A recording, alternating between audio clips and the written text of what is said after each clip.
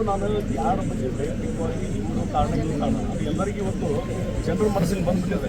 ನಾನು ಹೇಳೋದು ಬೇಡ, ಜನ ಮನಸ್ಸಿಗೆ ಬಂದ್ಬಿಟ್ಟಿದೆ. ಕೇಳಿ ಬರ್ತಾ ಇದ್ದೀನಿ, ಕಾಂಗ್ರೆಸ್ ಟಿಕೆಟ್ ಆಕಾಂಕ್ಷೆ ಆಗಿದೆ, ಅದು ನಿಂತಿಲ್ಲ ಅನ್ನೋದು ಕೂಡ ಹುಬ್ಬಳ್ಳಿ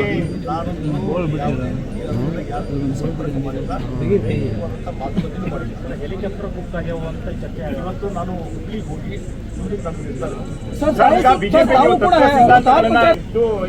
ಇದ್ದಿದ್ರಿ. ಈಗ ಒಂದಾನ ವೇಳೆ ನೀವು ಕಾಂಗ್ರೆಸ್ ಹೋದ್ರೆ ಅಲ್ಲಿ ಹೊಂದಾಣಿಕೆ ಆಗತ್ತೆ ಅನ್ಸುತ್ತೆ ನಿಮಗೆ? ಅಲ್ಲಿ ಹೋದಾಗ ನಾನು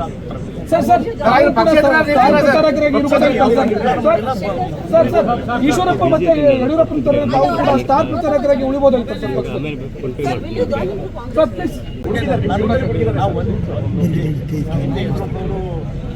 ಭಾರತೀಯ ಜನತಾ ಪಾರ್ಟಿ ಬಿಜೆಪಿ ಯಾಕೆ ಹೋಗಿದ್ರು, ಅವಾಗಿಂದ ಆಗಿತ್ತು ಅವ್ರಿಗೆ ಸ್ಥಾನಮಾನ ಕೊಟ್ಟಿದ್ದಲ್ಲ, ಅವಾದ ಮಾಡೋದು ಬೇಡ. ಇವೆಲ್ಲ ಇವತ್ತು ನನಗೆ ಯಡಿಯೂರಪ್ಪನವರು ಅವ್ರು ಭಾಳಷ್ಟು ಇನ್ಸಿಸ್ಟ್ ಮಾಡಿದ್ರು ನನ್ನ ಪರವಾಗಿ, ಇಲ್ಲ ಜಗದೀಶಕ್ಕೆ ಕೊಡಬೇಕು, ಅದು ಅವಶ್ಯಕತೆ ಇದೆ ಅಂತ.